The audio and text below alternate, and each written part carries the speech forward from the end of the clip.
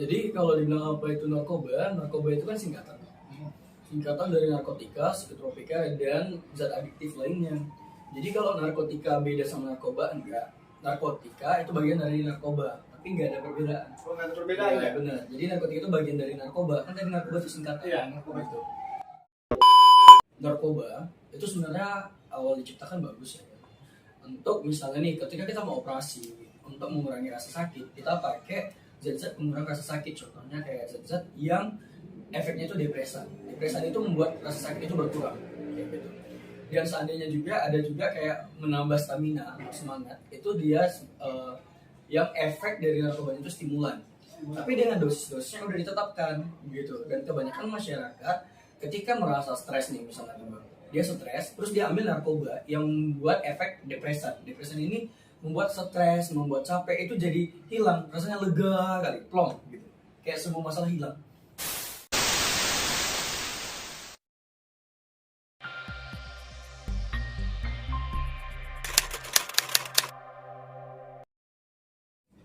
Welcome to Ardi Podcast. Oke, Assalamualaikum warahmatullahi wabarakatuh. Salam sejahtera bagi kita semua.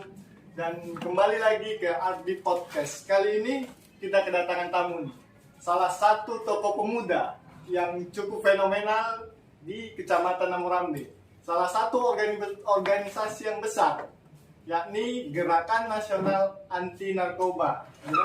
Dan kali ini kita kedatangan tamu Bang Joshua ya. Hai semua. Salah satu tokoh pemuda di Kecamatan Namurambe, Bang Joshua. Gimana kenalan Bang Jo?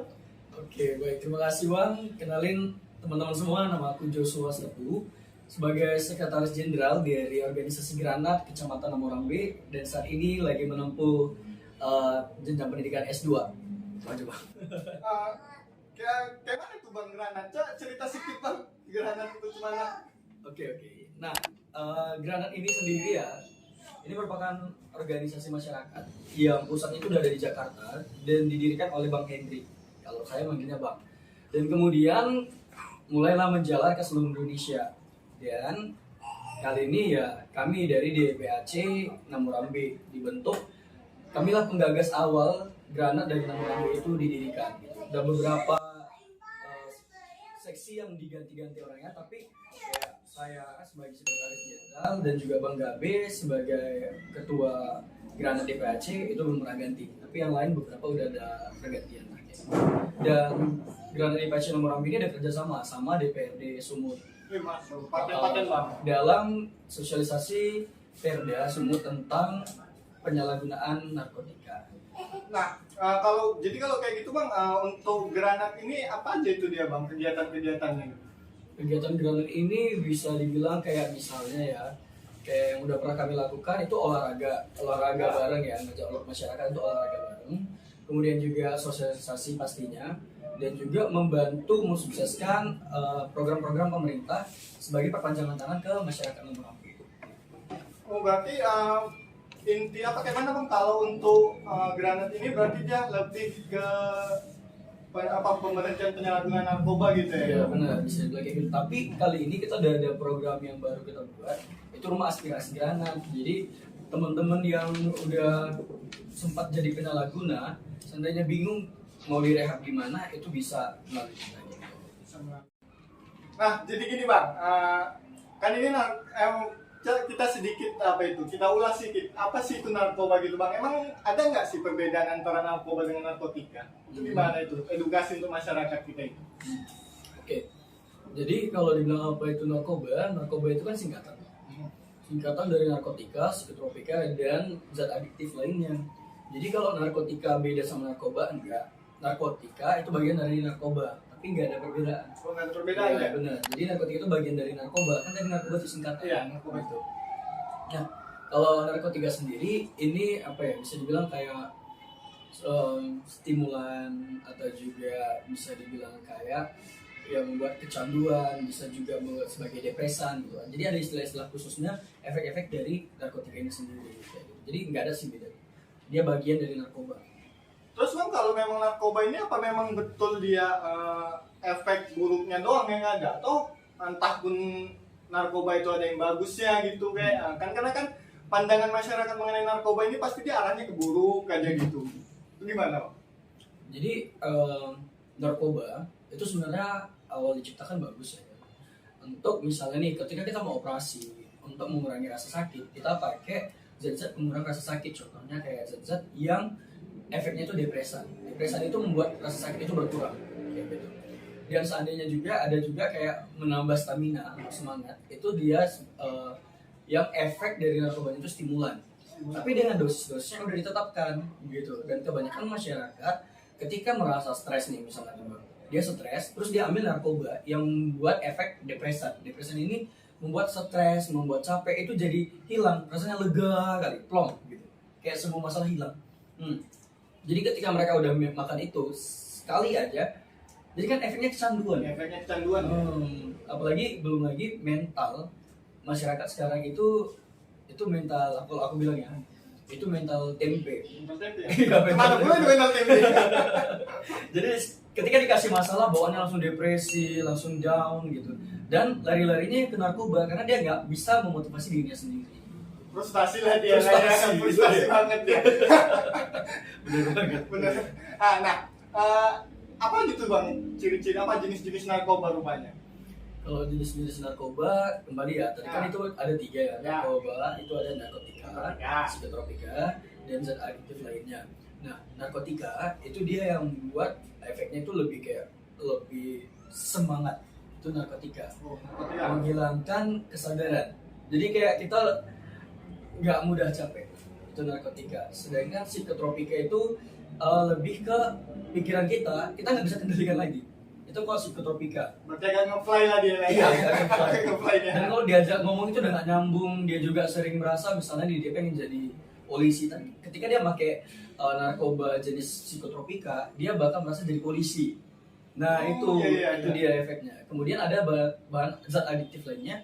Ini contohnya ya. Kalau zat adiktif lainnya lembong, salah satunya. Kemudian juga ada bensin. Kalau abang pernah dengar bensin bensin yang dihirup itu ya? Bensin yang dihirup itu banyak banget dipakai sama anak SMP.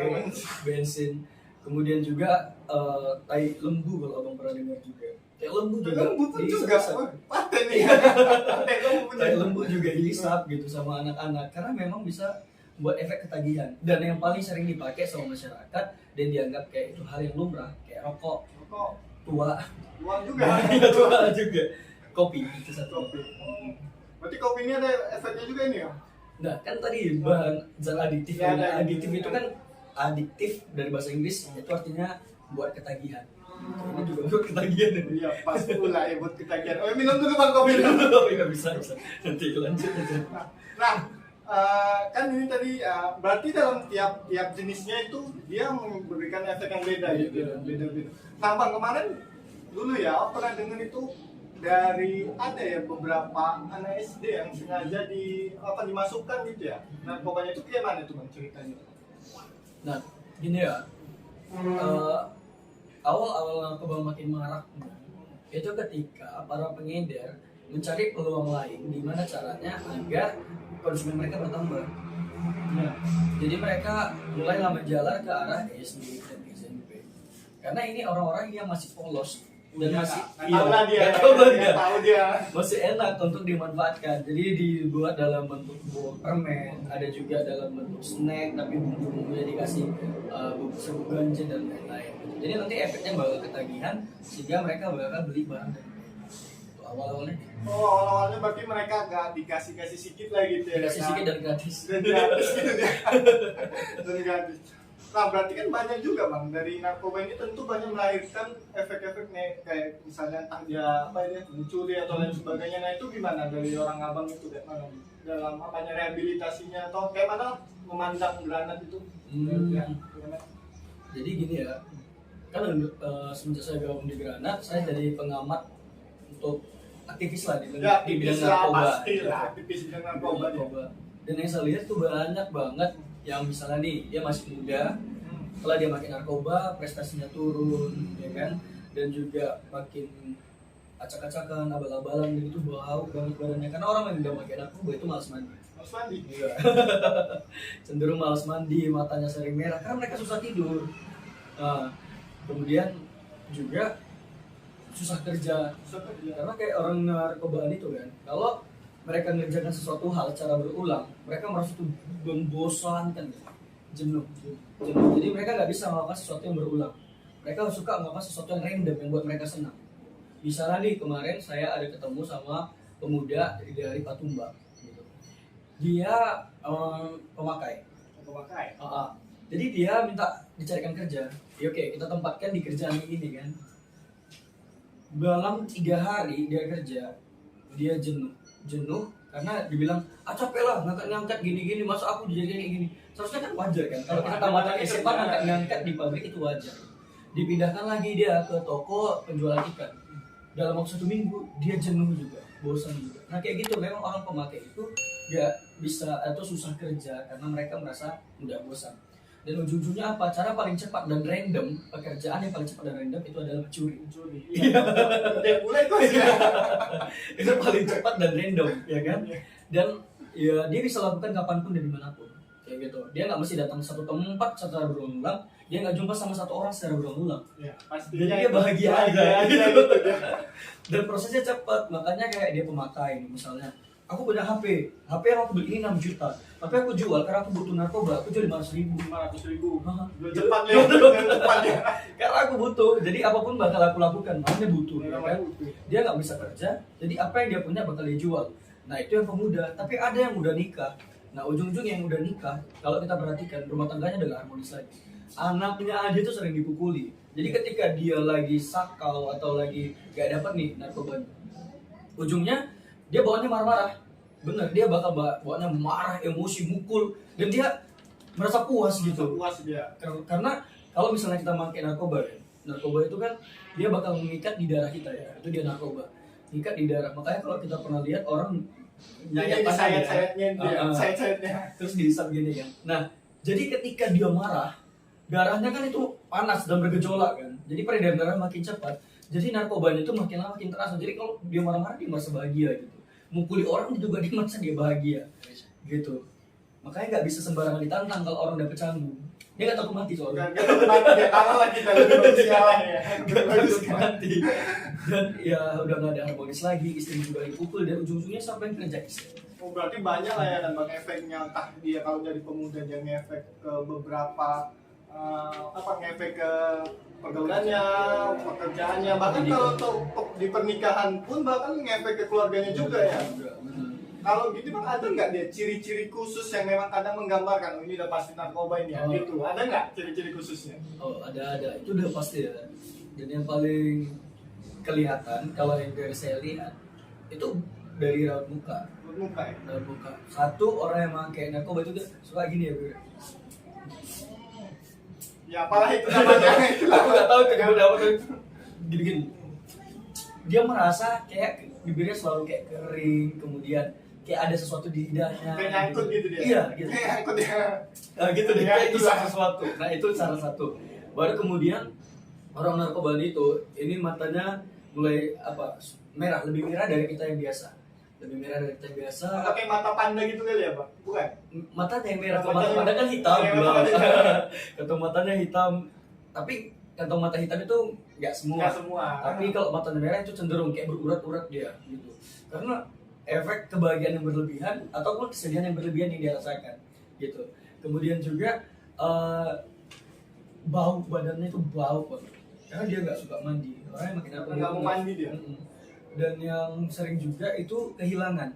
Jadi di rumah dia itu udah mulai ada yang kehilangan ini, kehilangan itu, kehilangan ini, kehilangan itu. Itu kelihatan banget pasti. Berarti dia macam ada yang hilang lah gitu tiba-tiba. Jadi gini Bang, kan tentunya kita udah lama juga di Kecamatan Namurambi ini kan Bang. Gimana udah banyak, tentunya udah banyak lah ya kan kita hadapi masyarakat, dan banyak juga kita temukan berbagai macam-macam orang pecandu. Nah dari pecandu ini Bang, itu gimana sih caranya untuk kita ya maaf cakapnya seperti kita, gimana cara memperbaikinya gitu lah. Oke. Ini bisa bilang kayak rehab. Iya, rehab tadi yang memperbaikinya ya gimana. Jadi kalau rehab sendiri ya, kalau dari Granat itu udah kerja sama BNN. Cuman kalau misalnya masyarakat nggak mau melalui Granat, itu masyarakat bisa langsung ke panti rehab yang lain. Karena kan rehab itu ada 2 ya. Rehab dari negeri pemerintah, ada rehab dari swasta gitu. Dan rehab dari pemerintah itu juga termasuk berbayar walaupun lebih murah dibanding rehab yang di swasta. Karena Berarti potong dulu. Berarti kalau memang kita rehab itu kita bayar dulu gitu, Bang? iya, Oh, bayar dulu ya. itu yang buat kenapa banyak orang yang nggak mau direhab. Di rehab. Oh. Karena hampir sama kayak biaya kuliah anak kuliah gitu.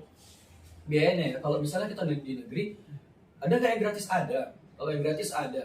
Tapi persyaratan administrasinya terlalu banyak kalau aku bilang. Masih banyak banget dan itu harus diperbaiki sih sebenarnya. Karena nggak semua orang yang pakai narkoba itu berduit. Tapi kenyataannya orang yang pakai narkoba pasti mengusahakan ada duitnya. Iya. Makanya dia pakai. Makanya dia Gitu. pakai. Jadi alasan itu nggak diterima sama pihak BNN ya, bisa dibilang kayak gitu. Dan kemudian kalau untuk biaya rehab paling murah itu 1,5. 1,5. Itu paling murah Itu per apa itu Bang bayarnya itu gitu? per bulan. Per bulan. Ya, itu paling murah. Karena gue udah tadi mahal. Udah bantu kuliah Allah. Paling murah 1,5. Kalau di BNN itu yang cukup agak mahal itu 15 juta satu bulan. Itu bedanya itu apa tuh Bang? Bedanya? Fasilitas kamarnya gitu beda begitu. Jadi betul-betul kayak kita di hotel di asrama gitu. Jadi biaya yang kita keluarkan itu menyangkut ke pelayanan yang bakal kita dapat kayak gitu. Dan kalau di swasta bisa sampai 55 jutaan kayak gitu Itu per bulannya. per bulan. Itu betul-betul nanti fasilitasnya sih yang mewah kayak gitu. Mewah. Dan kemudian kalau di rehab itu kalau dibilang diapain gitu kan. Dan di rehab itu bisa dibilang diperbaikin lagi kualitas sosialnya. Karena kan orang makin narkoba dia nggak mau ngobrol sama siapapun. Bukan nggak mau ngobrol sih, lebih ke menutup dirinya. Menutup diri dia. Iya. Nggak pernah mau cerita lah Nggak dia. mau cerita tentang dirinya, itu sensitif banget orang yang makin narkoba. Dia lebih suka sendiri. Ya. Jadi kita bakal perbaikin cara dia sosialisasi, cara dia bersosial. Gitu. Kemudian dari segi pendidikan dan kemampuan. Jadi kemampuannya bakal ditingkatkan lagi dari pengetahuan umum yang harusnya diketahui. Gitu. Dan juga kemudian apalagi kita bakal kasih dia skill. Skill berarti dia macam sekolah juga lah ya, pengembangan skill juga. Benar, jadi contohnya misalnya di panti rehab yang sering dilakukan itu skill menjahit Menjahit. sama masak dan membuat kue. Jadi 3 ini yang sering dilakukan. Cowok cewek sama gitu skillnya? Sama satu lagi kerajinan tangan. Kerajinan tangan. Tapi yang paling sering itu dilakukan itu menjahit. Karena menjahit ini peluang kerjanya itu, peluang bisnisnya itu besar. Dan dia bisa buka sendiri. Karena kalau di industri ya, kalau kita di pabrik, kalau misalnya kita udah sebagai pemakai, pernah jadi pemakai, itu cenderung nggak mau. Ya. Nggak Jarang mau. menerima mereka ya. Karena takutnya pasti dia kembali lagi kan, dan itu merugikan perusahaan. Jadi mereka harus bisa berdiri kaki sendiri. Makanya di panti rehab itu ya mereka skillnya ditingkatkan lagi, dan yang terakhir kerohanian mereka dikembalikan sesuai agama masing-masing. Oh, berarti dia lebih didekatkan lah ya sama Tuhan. Kepada Ya. Tuhan. Nah Bang, dari yang orang abang hadapi lah, orang Granat hadapi di kecamatan Namorambe itu kayak mana itu? Apa misalnya yang banyak, ini banyakan ini anak sekolah gini itu gimana pengalamannya itu? Kalau di Namorambe ya kebanyakan pemakai itu lebih tepatnya bukan anak sekolah, kita pakai rentan umur ya. Ya rentan umur. Nah, rentan umur pemakai di Namorambe itu dari umur 17 sampai umur 35 tahun. 25. Jadi bisa dibilang remaja, ya kebanyakan itu remaja belum nikah gitu. Oh, berarti jadi mulainya belum nikah nanti. Dan cenderung susah nikah sih mereka gitu. Biasanya Karena mereka nggak suka sama sesuatu yang terikat. Itu orang yang makin narkoba itu nggak suka. berarti sama maunya dia lebih ke kayak misalnya Bebas. kebebasan dia Bener. kebebasan, jadi yang dia nggak pernah mau nikah dan ujung-ujungnya dia nggak nikah Iya, dia. juga nggak nikah. Bener. Kalau dia yang di anak sekolah itu dia mana Bang persenannya? Apakah dia lebih ke kayak 50% atau bahkan nggak sampai kali ya kalau anak sekolah yang dia hadapi itu? Kalau di Namorambe ya, Namorambe. di Namorambe itu masih 5%. 5%. Kalau untuk anak sekolah. Awalnya itu cuma itu Bang, anak-anak itu apa kan tadi awalnya 17 gitu kan? Kok bisa kenal dia? Itu gimana mulainya? Dari kawan ke kawan sih lebih tepatnya. Jadi kan kalau misalnya kita di sekolah itu kan gak ada batasan usia, kita mau berteman sama usia berapa kan gak ada diatur. Yang Jadi macam yang mau bebas, berkawan yang lebih gitu. tua gitu. Ya kita yang guru-guru lihat kan dia berteman sama teman sekelasnya. Tapi di luar kan nggak bisa dipantau, orang tua juga nggak bisa mantau 24 jam. Iya benar. Jadi anak punya kebebasan sendiri mau berteman sama siapa, mau bergaul di mana, tinggal di mana, nginap di mana kan bebas. Ya kan? Jadi ketika nggak dipantau itulah mereka masuk ke pergaulan yang salah gitu. Jadi kan, dari situ Berarti lebih ke kayak pendidikan apa kali ya, pendidikan non formalnya juga itu berpengaruh ya kan, pendidikan apa pendidikan di lingkungan dia, Lingkungan dia pendidikan lingkungan dia juga berpengaruh. Gini Bang Jo, untuk kan dari pihak Granat lah ini gimana itu saran-sarannya untuk terkait remaja yang menghadapi yang atau yang pernah berkecimpung di dunia narkoba ini? Tapi lebih sarannya ke yang jangan dulu berkecimpung ya. Berkecimpung lah. Itu yang perlu fokuskan dulu. Jadi kalau dibilang saran untuk teman-teman yang belum menyentuh sama sekali narkoba, jangan. Dan aku mungkin mudah ya bilang jangannya, tapi ditindakannya bakal sulit karena banyak godaan yang bakal kita hadapi gitu. Tapi gimana sih caranya biar kita nggak sampai ke sebagai penyalahguna? Itu salah satunya dekatkan diri kepada Tuhan, itu udah pasti ya. Perbanyak interaksi dengan keluarga, terbuka aja, jangan sampai kita tutup masalah kita. Ujungnya nanti kita bakal cerita sama teman kita. Syukur-syukur kalau dia ngasih saran yang tepat. Kalau dia ngasih saran yang masuk sini. Itu kesempatan sama pengedar untuk masuk ke kita karena kita lagi stres gitu. Jadi banyak sharing sama keluarga, dekatkan diri sama Tuhan. Kemudian cari komunitas yang bisa meningkatkan kualitas diri. Contohnya, aku suka puisi, aku suka pidato, aku cari komunitas yang bisa mengembangkan aku di bidang itu. Aku suka futsal, aku suka sepak bola, cari komunitas yang ada di bidang itu juga. Jadi dia bisa berkembang dan berprestasi di bidang tersebut. Jadi fokusnya itu gak bakal terdistrak, dia bakal fokus sama karirnya, bukan cari kesenangan sementara gitu. Dan juga untuk yang udah pemakai, mungkin mereka nggak mau nonton ini Bang. Iya memang pasti. Mereka bakal tersinggung. Kalau udah ada di situ judul tentang narkoba, tagline-nya itu ada narkoba, mereka nggak mau nonton biasanya. Tapi seandainya pun ada yang nonton, masih ada waktu selagi belum kecanduan parah. Karena kalau kecanduan parah, itu nanti dia bakal overdosis ya, keluar busa dari mulut, bisa mati tiba-tiba gitu. Dan pelan-pelan di stop bakal sulit, tapi pasti bisa kalau ada kemauan. Nah tadi kan Bang ada nyenggol sedikit tentang itu kiat-kiat apa tadi pengedar ya. Itu cuma rupanya kiat-kiat pengedar itu yang untuk narik anak-anak itu rata-rata atau narik yang belum jadi pecandu lah gitu. Nah ada kan tadi Abang bilang yang mana dia dari pas dia galau gitu ya kan, di dekat itu cuma kiat-kiat yang biasa diapain pengedar itu. Yang biasa diapain pengedar sih kayak gini ya. Cenderung kita nggak tahu bahwa dia itu pengedar. Kita udah lama berkawan sama dia gitu, tapi kita nggak tahu bahwa dia itu pengedar. Cuman mereka bakal masuk ketika ada celah yang dibuka. Jadi celahnya misalnya kita ngeluh depan dia, udah dia kasih jalan keluar yang instan. Jika kita udah betul-betul ngeluh dan kita nggak tahu mau kayak mana, cara instan untuk dapat kesenangannya ya makin narkoba kan kayak gitu. Ya udah dia bakal masuk di sisi yang satu itu. Dan jalannya yang satu itu. Ada lagi sih yang lain. Ada lagi yang lain. Misalnya dia ngejebak kawannya. Ngejebak. Misalnya nih kopi kayak gini, aku kasih sama abang ketagihan sama kopi ini. Iya. Ya udah, nanti aku bakal kasih terus dosis atau enggak kayak gitu. Itu ngejebak. Ditambah lagi kalau kawan ya kan namanya kawan ya mana ya kawan mana curiga ya kan curiga nih. Pas itu Pak. Nah Bang, aku sering denger ini ya, kadang hubungan narkotika atau narkoba dengan klub malam itu kayaknya rentangnya didekatkan itu gimana itu ceritanya itu Bang? Apakah kadang memang mereka yang di dalam klub itu kadang transaksi itu apa gimana? Itu kayak mana ceritanya itu Bang? Pandangan apa nih? Kalau di klub malam, narkoba itu udah dianggap sebagai hal tren. Trennya malah. Jadi ketika mereka udah pakai narkoba, mereka merasa bahwa mereka di tempat yang tepat. Karena rata-rata yang pemakai kalau di jalan. Jadi mereka merasa diterima, aku memakai narkoba nih. Aku datang ke tempat yang nerima aku sebagai pemakai. Terus sama-sama saling berbagi loh, makanya bareng-bareng. Bareng-bareng gitu ya, kasih bagi-bagi deh. Benar, ibaratnya gini, aku suka main Mobile Legends. Aku ketemu sama Bang, aku suka main Mobile Legends, ayo main bareng. Frekuensi. Orang pakai narkoba juga sama, ketika mereka datang ke klub malam, orang-orang di sana juga pemakai. Jadi aku merasa diterima, gak diintimidasi. Kebanyakan, ketika aku membuka diri sebagai pemakai, aku bakal diintimidasi. Kau pakai narkoba ya, kau jahat, kau bakal nyuri, kau kayak gini, gak ada masa depanmu. Padahal sebenarnya mereka butuh support kayak gitu. Mereka tahu mereka salah, bener. Mereka tahu mereka salah, mereka juga udah nyesal, tapi nggak bisa keluar, nggak semudah itu. Ibaratnya juga kalau misalnya nih ya di anak-anak muda, kalau abang tahu itu ada wibu. Ya wibu pasti lah, paham. Paksa wibu berhenti nonton anime, mereka bakal merasa nggak hidup lagi. Bahkan mereka menolak kadang pun. Mereka bagusan nggak usah makan dibanding nggak nonton animenya. Sama narkoba juga, rokok juga. Rokok kan lumrah kan. Kalau di mata kita itu kayak polisi aja merokok, guru-guru aja dapat siswanya merokok. Gitu.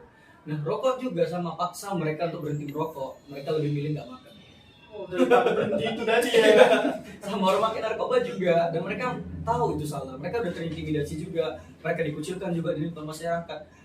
Ya makin-makin lah mereka berasa nggak bakal bisa keluar lagi kan. Iya. Ujung-ujungnya udahlah di sini aku memang hidup, aku bakal berakhir di sini. Kayak gitu. Jadi mereka udah putus asa duluan ya. Nggak ada harapan lagi sama mereka. Mereka tuh nggak punya harapan lagi. Mereka tahu mereka nggak punya harapan. Karena mereka udah putus asa, udahlah, Lanjut aja. lanjut aja lah, udah sekalian. Benar, bakal kayak gitu. Oke, mungkin ini aja dalam podcast kita kali ini. Pesan saya sebagai MC hari ini itu, mari kita sama-sama menyelamatkan generasi bangsa, generasi muda dari efek bahaya narkoba. Karena apa? Karena dari narkoba ini tadi banyak berakibat buruk yang memang nantinya menyinggung atau menyentuh kehidupan kita masing-masing. Oke, mungkin itu pesan dari saya. Tuh Bang Jo, ada lagi mau ditambah Bang Jo? Sedikit aja untuk teman-teman semua, selagi nggak disentuh dan belum menyentuh, jangan pernah sentuh, karena sekali kamu sentuh, kehidupan kamu selesai di tahap itu. Oke, selanjutnya kita akan nanti ngadain podcast dengan salah satu anggota BNN Sumut yang akan dibawakan oleh rekan kita Muhammad Reza Palepi. Dan mungkin ini aja untuk hari ini. Terima kasih Bang Jo, waktunya Bang Jo. Thank you. Oke, lebih dan kurangnya saya mohon maaf. Wassalamualaikum warahmatullahi wabarakatuh. Selamat sore untuk kita semua.